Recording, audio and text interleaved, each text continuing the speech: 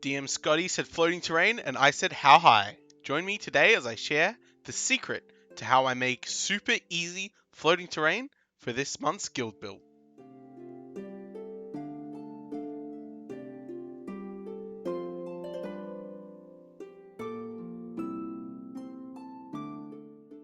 Okay, so my secret is plastic cups. Now these cups are wine and mojito glasses that you can get from the party supply store or a $2 store. The greatest part about these is they come apart. So I'm just going to use the bottom part as my stands and use the top parts for something else in the future. I'm going to start with a really big floating island and see how much I can hold with this mojito glass stand. Now I'm using XPS foam here because it's going to be really light. You're going to want to keep the weight down in as many areas as possible.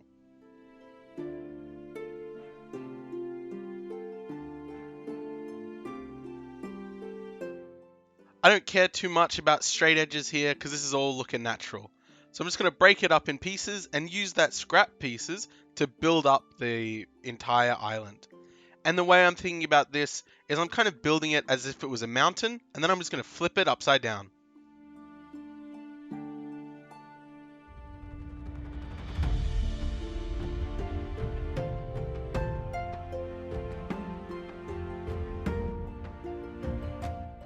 To give the mojito glass a little bit more rigidity, I'm going to stick this dowel into the entire piece.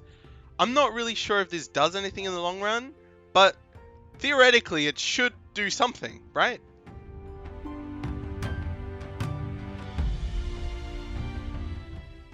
I then add on a whole heap of much smaller ones, and I just cut the basic shape, and then I use all of the scraps from around that to build up on the bottom.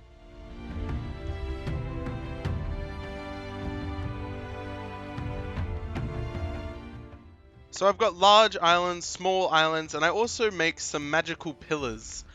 I just find two offcuts that look kind of nice together and I stick them together, as well as just cut some straight pieces that might be some ruined ancient buildings that are up floating in the sky for whatever reason.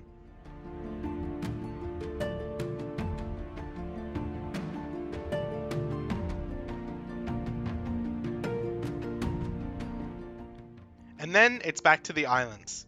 I extend my hobby knife and start cutting into them and making them into a bit more of a natural shape. Again, trying to make them look like mountains. So that way when they're flipped back around, it works great as a floating piece of land.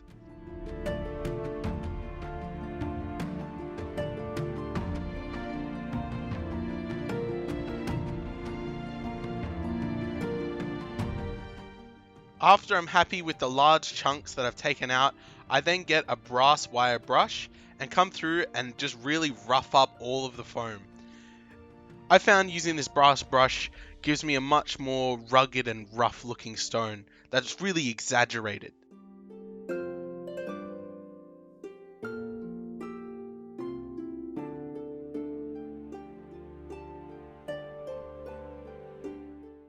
However, after roughing up all of the finer details, I do come through with a big rock and bash in some places to give some more exaggerated lines. And I found a combination of both of these methods works great to texture all around the entire stone.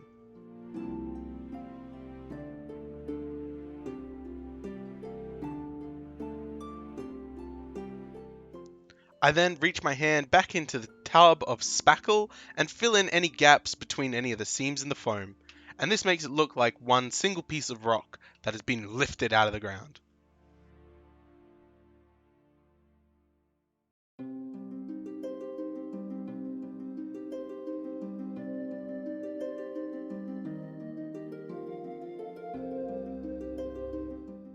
This tends to dry pretty smooth, so when it's dry after like 30-40 minutes, I come through with the rock again and bash it up a little bit more.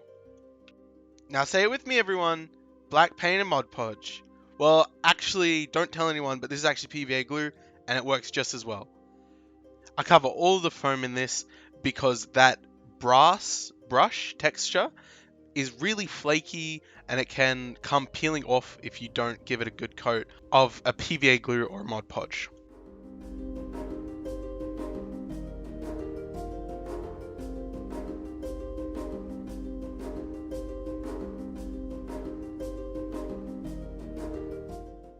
After all of that is dry, I give pretty much everything a base coat of a light grey that I mix together with white and black.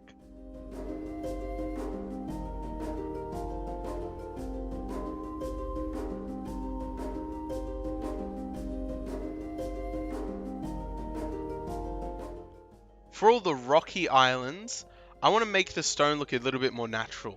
So I'm going to mix in a bunch of different colors. I got a dark green, a bright yellow, and a dark blue. And I'm just going to mix those together and dot them all around all of the stone.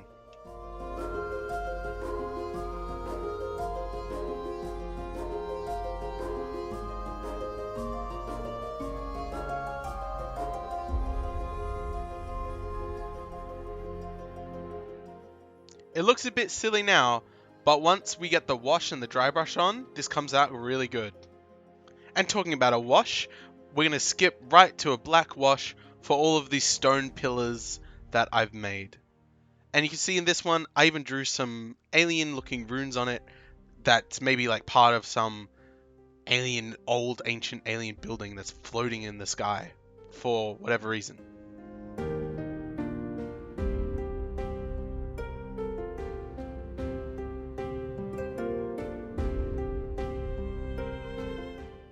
And I pat off some of the excess with a tissue because this is a really dark black wash.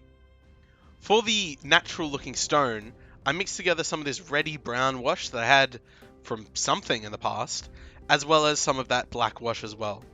Mixing this together, it just gives a more natural looking color to the stone, rather than just pure black.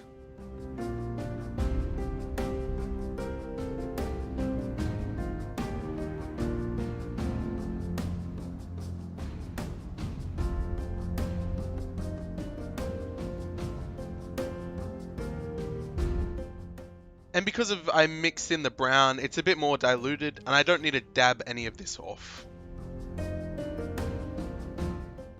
And now to bring some highlights as well as blend those base tones in together, I come back with that same grey I used as a base coat and give it a nice dry brush. Really trying to pick out all of those nice details that we carved in.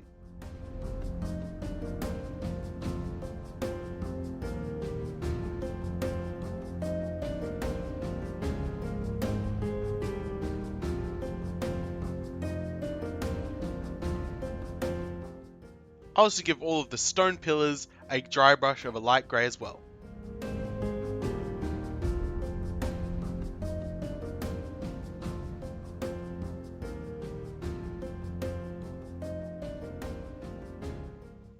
And here you can see how I'm connecting these stone pieces. I just stick the mojito glass in, and I don't even glue it in. That way I can take it apart and use it as something else in the future. But to make the stones look a bit more magical, like they belong floating in the sky, I give them a bit of a dry brush with a dark purple.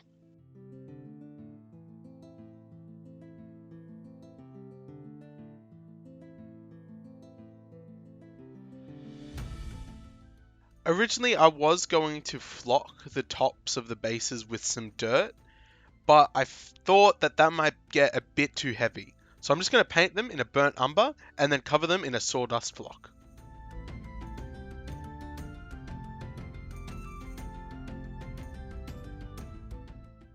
I give the tops an even coat of PVA glue.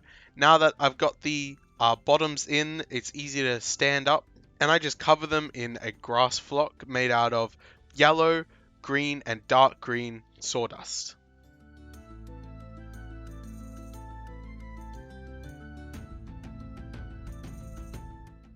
I wanted to make this strange ring that came to me in a dream, like a halo that would float around in the sky around the floating islands, just to give it a bit more wiggle room, a bit more places for people to go.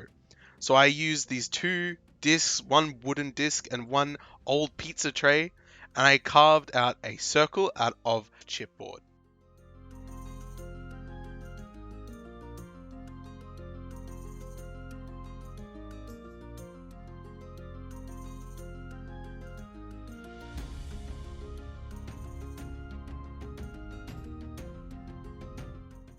I had the idea that it would connect to this big rune that I made, and I end up cutting it to fit into it. Thinking back, I probably should have just kept this as a single piece, that way I could move it around wherever I wanted. Because a ring is pretty boring by itself, I'm going to add some details with these popsicle sticks. I'm just doing this roughly by eye, making sure there's enough space in between that I can sit a 32 or a 25mm miniature.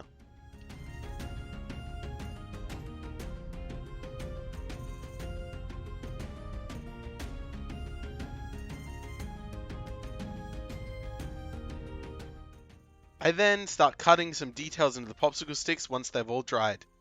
Well, dried for the most part.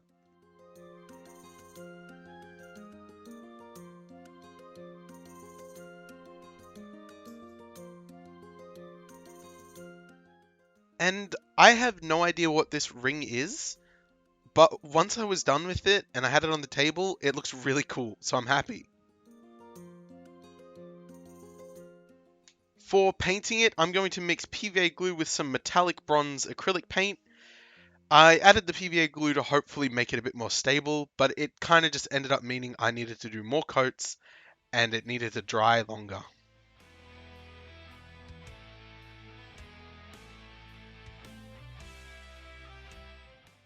I then grab a whole heap of hobby fill.